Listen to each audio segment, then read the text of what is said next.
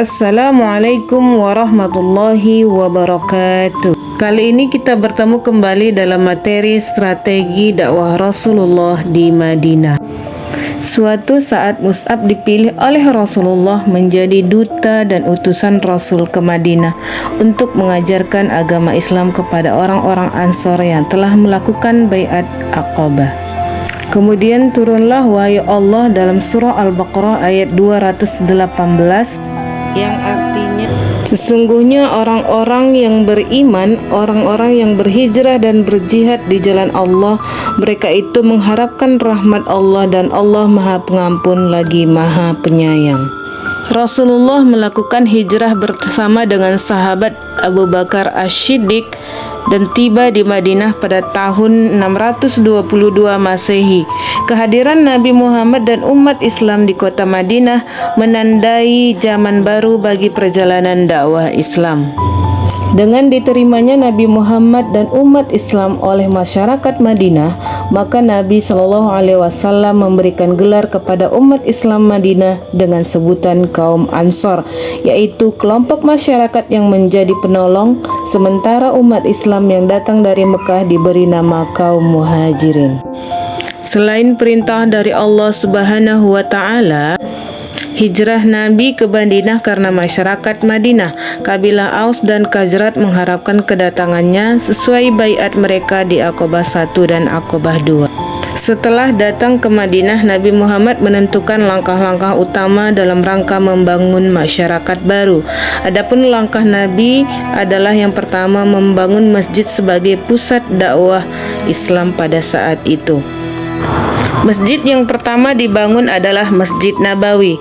Masjid ini dibangun di atas tanah milik kedua anak yatim yang bernama Syahal dan Suhail. Tanah tersebut dibeli oleh Nabi untuk pembangunan masjid dan untuk tempat tinggal. Meski tanah tersebut diberikan secara cuma-cuma, tetapi Nabi tidak mau Nabi membelinya. Di tanah tersebut terdapat pohon kurma dan makam tua. Lalu Nabi Muhammad memerintahkan untuk menebang pohon kurma dan memindahkan makam tersebut guna pembangunan masjid.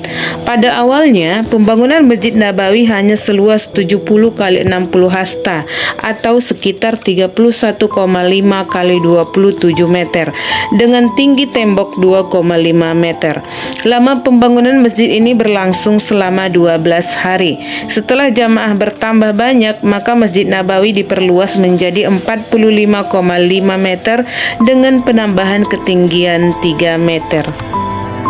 Langkah selanjutnya yang dilakukan oleh Nabi Muhammad di Madinah adalah mempersatukan dalam ikatan persaudaraan kaum muslimin yang berasal dari Mekah atau yang dikenal dengan sahabat Muhajirin dengan kaum yang asli penduduk Madinah atau yang disebut dengan sahabat Ansor.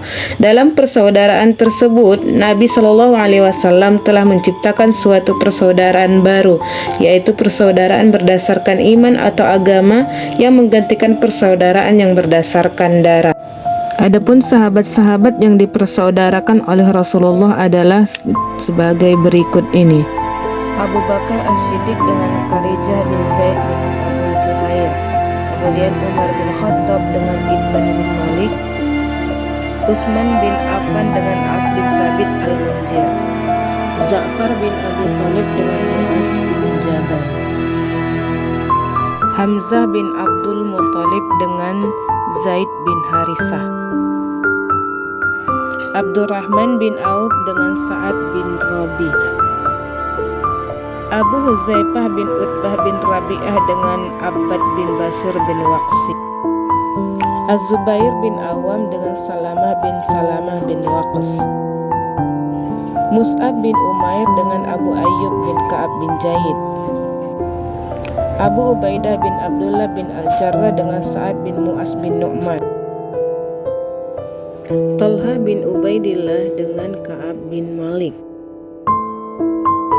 Said bin Zaid bin Ali. Sesudah menetap di Madinah, Rasulullah mulai mengatur hubungan antara individu di Madinah. Berkaitan dengan tujuan itu, menulis sebuah peraturan yang dikenal dengan sebutan Syahifah atau kitab dikenal sekarang dengan sebutan piagam.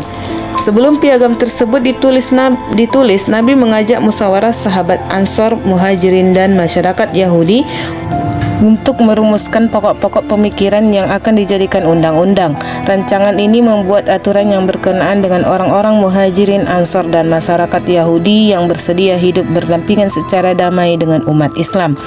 Undang-undang tersebut dikenal dengan Piagam Madinah atau Mitsaq al-Madinah.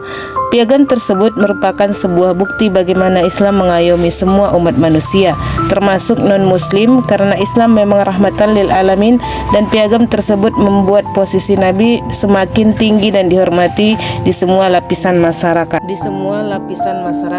Jika ada persoalan yang tidak dapat diselesaikan lewat musyawarah, maka diserahkan kepada keadilan dan kebijaksanaan Nabi Muhammad SAW. Yahudi menerima kecuali suku yang berasal dari Bani Najir, Quraisyah, dan Qainuqa. Bahkan ketika suku ini bersekutu dengan kafir Quraisy Mekah untuk menghancurkan kekuasaan Nabi Muhammad SAW di Madinah. Piagam Madinah yang dideklarasikan Nabi SAW itu memuat 47 pasal yang di dalamnya tertuang ketentuan yang mengatur sistem perpolitikan, keamanan, kebebasan beragama, kesetaraan di muka hukum, perdamaian, dan pertahanan. Dalam hal kebebasan beragama, perlindungan, dan kesetaraan di mata hukum, ada beberapa poin penting. Yang pertama, siapapun yang berbuat zalim dan jahat, baik dari kalangan muslimin maupun Yahudi, tidak boleh dilindungi oleh siapapun, bahkan harus ditentang bersama-sama. Yang kedua, kaum muslimin dilarang main hakim sendiri dan bersekongkol dengan pihak lawan.